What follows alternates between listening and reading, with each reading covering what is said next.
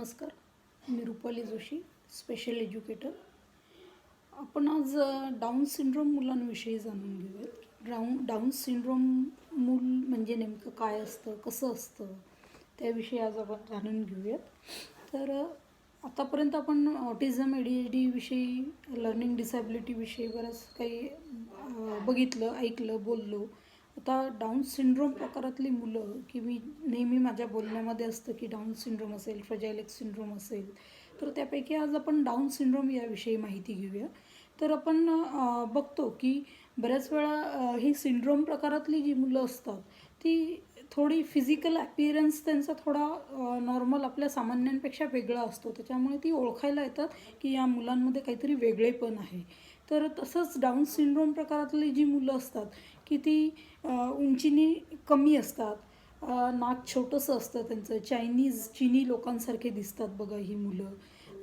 कानं छोटे असतात त्यांचे, डोळ्याचा आकार बदामासारखा असतो, भुवया छान रेखीव कोरीव असतात त्यांच्या, बोटं छोटी असतात त्यांची, नाक छोटं असतं, नाकपुड्या पण छोट्या असतात की ज्यामुळे त्यांना श्वास घ्यायला त्रास होतो. त्यामुळे त्यांचं तोंड नेहमी उघडं असतं बघा. तोंडाने मोस्टली श्वास घेण्याचा प्रयत्न ती मुलं करतात. तर चालताना त्यांची चाल वेगळीच असते बघा. नॉर्मल मुलांपेक्षाही असं डुलत चालताना दिसतात. त्याला गेट म्हटलं जातं. तर त्यांचं गेट वेगळ्याच प्रकारचं असतं. तर त्या प्रकारात ही डाऊन्स प्रकारातली ही मुलं आपल्याला अशी एकंदरीत दिसतात. तर त्यांचा मसल टोन वीक असतो बघा. बऱ्याच वेळा मूल जेव्हा लहान असतं त्यावेळी पालक सांगतात की खूप फ्लेक्झिबल आहे मूल, कसेही स्टंट करतं, अगदी आपले असे पाय सरळ होणार नाहीत असं बसल्यानंतर किंवा तर पण त्यांचे पाय सरळ असे होतात. तर अशा प्रकारे फ्लेक्झिबलनेस या मुलांमध्ये दिसून येतो, कारण यांचा वीक मसल टोन असतो. यांचे मसल्स व्यवस्थित प्रकारे डेव्हलप झालेले नसतात, कारण ही मुलं डिले डेव्हलपमेंटमध्ये येतात. ही मुलं जर माइल्ड बॉर्डरलाईन मूल असेल तर बऱ्यापैकी मान वगैरे वेळेत पकडतात, पण चालणं बोलणं बरंच उशिरा झालेलं आपल्याला या मुलांचं दिसतं. तर या डाऊन सिंड्रोम प्रकारामधली जी मुलं आहेत त्यांच्यामध्ये बॉर्डरलाईन माइल्ड आणि मॉडरेट मेंटल रिटार्डेशन किंवा इंटेलेक्च्युअल डिसॅबिलिटी आपल्याला दिसून येते. मोस्टली खूप अगदी रेअर कंडिशनमध्ये सिव्हिअरिटी या मुलांमध्ये आपल्याला दिसून येते. पण मोस्टली बॉर्डरलाईन माइल्ड मुलं आणि मॉडरेट मुलं ही डाऊन्स प्रकारात येतात मुलं. तर यांचा मसल टोन वीक असतो. अटेन्शन डेफिसिट असतं, यांचं अटेन्शन पण बऱ्यापैकी कमी असतं. यांचे बॅक मसल्स पण वीक असतात. म्हणून तुम्ही जसं म्हटलं की अगदीच असे सरळ पाय याच्यामध्ये सुद्धा ती मुलं करू शकतात. यांचे फीट जे असतात म्हणजे तळवे जे असतात ते फ्लॅट असतात. त्यांच्या याला आर्च नसतो. म्हणून जेव्हा ही मूल छोटं असतं त्यावेळीच त्याच्या जर चप्पल किंवा बुटामध्ये जर आर्च टाकून घेतलं आणि फिजिओथेरपिस्टची, ऑक्युपेशनल थेरपिस्टची मदत घेऊन पायामध्ये चपल्या बुटांमध्ये जर आर्च टाकून घेतलं तर त्याचा हा फ्लॅटनेस जातो त्याच्या पायाचा मुलांच्या. त्यांचं पायाचा पंजा जो असतो, त्याचा जो अंगठा असतो त्याच्यामध्ये आणि इतर बोटांमध्ये बरंचसं अंतर आपल्याला दिसतं, कारण त्याचं फ्लॅट फिट असल्यामुळे. तर जर आपण जर आर्च टाकून घेतलं चप्पल बुटामध्ये तर ही जी डिफॉर्मिटी आहे ती बऱ्यापैकी कव्हर होऊ शकते मुलांची. काही मुलांमध्ये या हायपर ॲक्टिव्हिटी पण दिसून येते. बिहेवियरल इश्यूसुद्धा या मुलांमध्ये असतात. तर हायपर ॲक्टिव्हिटी मुलांमध्ये या असते बऱ्याच मुलांमध्ये. तर त्याच्यासाठी स्पेशल एज्युकेशनचा जो क्रायटेरिया आहे, ॲक्च्युली मला हे पण सांगायचं होतं तुम्हाला की आमचं सिटिंग अरेंजमेंट जे आहे हायपर मुलांसाठीचं ते वेगळ्या प्रकारचं असतं. आपण नॉर्मल मुलांसाठी जे टेबल चेअर वापरतो ते चेअर्स आम्ही हायपर ॲक्टिव्ह मुलांसाठी, ADHD असेल किंवा ऑटिझम मूल असेल की ज्यांचं सिटिंग स्पॅन लो आहे, अगदी 0 आहे किंवा मूल उठून सारखं पळतं, तर तुम्ही जर आमचे व्हिडिओ बघितले असतील तर आमचे मोठे असे टेबल्स आहेत बघा, 4 चौकोनी आकाराचे, आणि तो खाली मूल बसवलं जातं आणि त्याच्यासमोर ते चौरंग ठेवला जातो आणि साहित्य आम्हाला इझी घेता येईल, त्यामुळे सिटिंग हे खाली असतं मुलाचं. त्याला टेबल चेअर न देता आम्ही खाली बसवलं जातं मूल, की हायपर असेल मूल तर सहज पळू शकत नाही, कारण खाली बसल्यानंतर उठून पळायला वेळ लागतो. पण जर तुम्ही टेबल चेअरमध्ये असाल तर पटकन मूल पळू शकतं. टेबल ढकलून देणे वगैरे ही कृती तिथे जरा कमी प्रमाणात होते जेव्हा हायपर ॲक्टिव्हिटी मुलांमध्ये असते. तर म्हणून आम्ही आमचं सिटिंग अरेंजमेंट स्पेशल एज्युकेशनच्या क्रायटेरियानुसार सिटिंग अरेंजमेंटच वेगळं असतं हायपर ॲक्टिव्ह मुलांचं. मग की ते कुठल्याही प्रकारातलं असो, ऑटिझम असो किंवा ADHD असो किंवा सिंड्रोम प्रकारातली मुलं असो, त्यांचं attention hyper active sitting span जर डेव्हलप करायचं असेल तर त्याचं सिटिंग अरेंजमेंटच वेगळं असतं मुलांचं. आणि तिथे आपली एनर्जी मुलावरती जास्त लागावी, त्यामुळे सिटिंग आपलं पण असेल, आपल्याला इझिली साहित्य, कारण मूल एका वेळी जर खूप साहित्य मुलाच्या समोर ठेवलं तर मूल हे ओढेल ते ओढेल, म्हणून मग शिक्षक प्रत्येक वेळी साहित्य घ्यायला जर उठलं टेबल चेअरमधनं तर मूल तेवढ्या वेळा पळून जाईल ना. म्हणून मग सिटिंग अरेंजमेंटच अशी केलेली असते की तिथे शिक्षकाचाही वेळ वाचावा, मुलाची सिटिंग डेव्हलप व्हावं, मुलाचं हायपर ॲक्टिव्हिटी कमी व्हावी, सिटिंग स्पॅन डेव्हलप व्हावं आणि शिक्षकाचा वेळ वाचावा. शिक्षकाला इझी साहित्य खाली असल्यामुळे थोडं लांब ठेवून झालेलं साहित्य दुसरं साहित्य घेता येईल असं इझी टू अप्रोच साहित्य शिक्षकाचं तिथे असतं आणि मुलावरती जास्त फोकस केला जातो त्यामुळे. तर अशा प्रकारे सिटिंग अरेंजमेंट हायपर ॲक्टिव्हिटी असलेल्या मुलांसाठीचं आमचं वेगळं असतं. म्हणून केव्हा तुम्ही आमचे व्हिडिओज जेव्हा बघत असाल त्यावेळी बऱ्याच वेळा पालकांना प्रश्न पडत असेल किंवा नवीन येणाऱ्या की तुमच्या सेटअपमध्ये काही नवीन आलेल्या टेबल चेअर दिसत नाही. ॲक्च्युली त्याच्या मागचं हे रिझन नाही आहे. त्याच्यामागे कारण हे आहे की हायपर ॲक्टिव्हिटी जर मुलाची तुम्हाला तुमची एनर्जी तिथे वाचवायची आहे, मुलाच आपला पर्पज जर साध्य करायचा आहे तर त्याच्यासाठी एक स्ट्रक्चर असं आखून दिलेलं आहे स्पेशल एज्युकेशननी की सिटिंग कसं असायला पाहिजे आणि त्यानुसार आम्ही ते सिटिंग केलेलं असतं. तर अशा प्रकारे आमचं सिटिंग अरेंजमेंट असतं. तर पालकांनी हे पण लक्षात घ्यायला पाहिजे की आम्ही या गोष्टी का वापरतो. आम्हाला काही त्या टेबल चेअर अफोर्डेबल नसतात असा भाग नाही आहे, परंतु तिथे उद्देश काय आहे हा महत्त्वाचा आहे. आपला उद्देश साध्य होणं महत्त्वाचं आहे. मुलाचं सिटिंग स्पॅन जो आहे, हायपर ॲक्टिव्हिटी जी आहे ती रिड्यूस करणं, सिटिंग स्पॅन वाढवणं हा उद्देश आहे. आणि तिथे आपली एनर्जी जर शिक्षकाची एनर्जी बसली तर ती मुलावरती जास्त चांगल्या प्रकारे फोकस होईल, हा उद्देश तिथे असतो स्पेशल एज्युकेशनचा. त्यामुळे स्पेशल एज्युकेशननी अशा प्रकारे आखून दिलेलं साहित्य किंवा टेबल चेअर वगैरे आम्हाला वापराव्या लागतात हायपर ॲक्टिव्ह मुलांसाठी. तर यांचे बिहेवियर प्रॉब्लेम पण डाऊन सिंड्रोम मुलांचे भरपूर असतात. खूप स्टबन बिहेवियर, म्हणजे खूप हट्टी असतात ही मुलं. यांना रागवलेलं अजिबात चालत नाही. रागवल्यानंतर उलट जास्त ऐकत नाहीत मुलं. जरा त्यांना गोड बोलल्यानंतर तरी थोडंफार ऐकतील, पण रागवलेलं तर अजिबातच चालत नाही मुलांना. त्यांना गोड बोलूनच सगळे कामं त्यांच्याकडनं करून घ्यायला लागतात आपल्याला. यांचे बिहेवियर प्रॉब्लेममध्ये बऱ्याच वेळा काही मुलं जी आहेत, सगळेच मुलांमध्ये बिहेवियर प्रॉब्लेम असतात असं नाही, पण काही मुलांमध्ये असतात. तर इतरांना मारणे असतं, स्वतःला मारून घेणे असतं. जर समोरच्याला ते मूल काय सांगतंय समजलं नाही किंवा इतर कुठल्या गोष्टीसाठी, तर कधी कधी मूल स्वतःला पण मारून घेतं. केस ओढणे आहे, स्वतःचे केस किंवा इतरांचे केस ओढणे आहे. मुलांना फाईन मोटार इश्यू असतात, मुलांना ग्रॉस मोटार इश्यू असतात. या मुलांचे सेन्सरी इश्यू असतात. मग ते हायपोसेन्सिटिव्ह असतात किंवा हायपर सेन्सिटिव्हिटी असते यांच्यामध्ये. तर स्पीच डिले असतं मुलांमध्ये.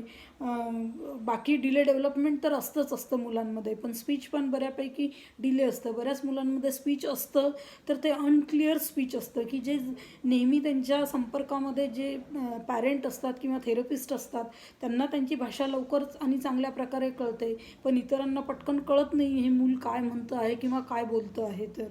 तर अशा प्रकारे हे डाऊन सिंड्रोम प्रकारातली मुलं असतात आणि अटेन्शन स्पॅन त्यांचा पण कमीच असतो. त्याच्यामुळे त्यांच्यासुद्धा अटेन्शनवरती काम करावं लागतं. त्यांना स्पेशल एज्युकेशनची गरज असते, त्यांना ऑक्युपेशनल थेरपीची गरज असते, त्यांना फिजिओथेरपीची पण गरज भासते, कारण त्यांचा मसल टोन वीक असतो. त्यांना सेन्सरी इश्यू असतात. डिले डेव्हलपमेंट म्हटलं की सेन्सरी इश्यू जास्तच असतात, की जसं आपण आता सगळंच सेन्सरी अभ्यासलं आहे, सेन्सरीचा अभ्यास केलेला आहे, तर सगळ्याच प्रकारचे सेन्सरी या मुलांना द्यावे लागतात. या मुलांना फाईन मोटार इश्यू असतात, त्यामुळे यांच्या fine motor, attention, concentration, eye hand कोऑर्डिनेशनवरती पण काम करावं लागतं. मुलांना त्यांना ग्रॉस मोटार इश्यू असतात की जे ओटीमधनं सॉल्व होतात. मूल बऱ्याच वेळा तुम्ही बघत असाल की उंचावरती चढायला घाबरतं किंवा पायऱ्या चढणे उतरणे यासाठी सुद्धा मूल बऱ्याच वेळा घाबरताना दिसतं किंवा घाबरतच नाही. आपण जसं सेन्सरी इश्यू जे बघितले की मुलांना पायऱ्या चढणे उतरणे हा पण सेन्सरीशी रिलेटेडच इश्यू आहे. ऑटिझम मुलांचं जर आपण बघितलं ADHD ऑटिझममध्ये, तर बऱ्याच वेळा पायऱ्या चढणे उतरण्यासाठी जर मूल घाबरत असेल तर हा सेन्सरी इश्यू आहे. तर डाऊन्स मुलांमध्ये ही भीती आपल्याला दिसून येते बऱ्याच वेळा. सेन्सरीशी रिलेटेड इश्यू आहे हा. तर ग्रॉस मोटारशी रिलेटेड आहे, सेन्सरीशी रिलेटेड इश्यू आहे. तर त्यामुळे त्यांच्या सेन्सरीवरती पण काम करावं लागतं, ग्रॉस मोटारवरती पण काम करावं लागतं. मूल आवाजाला जसं ऑटिझममध्ये म्हटलं जातं की मूल मोठ्या आवाजाला घाबरतं, तसं डाऊन्स मूलसुद्धा फटाक्यांच्या आवाजाला घाबरेल, कुकरच्या शिट्टीच्या आवाजाला घाबरेल, मिक्सरच्या आवाजाला घाबरेल. त्यांच्यामध्ये पण over sensitivity, auditory sense develop नसल्यामुळे ओव्हर सेन्सिटिव्हिटी दिसून येते मुलांमध्ये. बाकी बऱ्याच वेळा व्हिज्युअल सेन्स मुलांचा डेव्हलप झालेला नसतो. तर बरीचशी मुलं की दाढी बघितलेले माणसं किंवा केस नसलेले डोक्यावरती अशी जर माणसं जर वेगळी इतरांपेक्षा वेगळी माणसं दिसली किंवा वेगळे चष्मे घातलेली लोक दिसली तर त्यांनासुद्धा घाबरतात मुलं. हा पण विजन सेन्सशी रिलेटेड इश्यू आहे मुलांचा. तर अशा प्रकारे यांच्यामध्ये सेन्सरी इश्यूसुद्धा आपल्याला दिसून येतात. स्पीच तर या मुलांमध्ये अनक्लिअर असतं, कारण त्यांची जीभ बऱ्यापैकी जड असते, त्यांच्या जिभेला टोक नसतं आपल्या जिभेसारखं. त्यामुळे त्यांना बोलताना बरेचसे इश्यूज येतात. यांना प्री रायटिंग स्किलवरती, रीडिंग रायटिंग स्किलवरती पण मुलांच्या काम करावं लागतं. यांच्या प्री वोकेशनल स्किलवरती पण काम करावं लागतं, यांच्या वोकेशनल स्किलवरती पण काम करावं लागतं. तर अशा प्रकारे हे डाऊन सिंड्रोम प्रकारातली ही जी मुलं असतात तर यांना यांचं फिजिकल ॲपिअरन्स वेगळा असतो, त्यामुळे ओळखायला येतात आणि त्यांना हे सगळे इश्यूज असतात. या सगळ्या इश्यूजमुळे त्यांना या सगळ्या थेरपीज गरजेच्या असतात. त्यांना स्पीच थेरपी पण गरजेची असते की बऱ्याच वेळा आर्टिक्युलेशन प्रॉब्लेम दिसतो बऱ्याच वेळा, किंवा काही शब्द गाळतात मुलं बोलताना, ओमिट करतात. तर त्यामुळे सुद्धा यांना स्पीच थेरपीची गरज असते, स्पीच थोडंसं क्लिअर होण्यासाठी. बॉर्डर लाईन आणि माइल्ड मूल असेल तर स्पीच चांगल्या प्रकारे मुलामध्ये असतं, म्हणजे समज चांगली असते मुलाची, मूल सगळ्या गोष्टी समजू शकतं. त्यामुळे सामान्य शाळेमध्ये हे मूल शिक्षण घेतं, पण त्यासोबत त्यांना या स्पेशल एज्युकेशनची पण गरज आहे. सामान्य शाळेत जर मूल जात असेल तुमचं, तर जे पालक 0 ते 6 वर्ष असतील वयोगटातले पालक जर हा व्हिडिओ बघत असतील तर त्यांना मी सजेस्ट करेल की जरीही तुम्ही मुलाला सामान्य शाळेत पाठवता आहात तर त्यासोबत स्पेशल एज्युकेशनची पण मदत घ्या, जेणेकरून पुढे प्रॉब्लेम वाढणार नाहीत आणि आजच प्रॉब्लेम सॉल्व व्हायला तुमचे चालू होतील स्पेशल एज्युकेशनच्या मदतीने.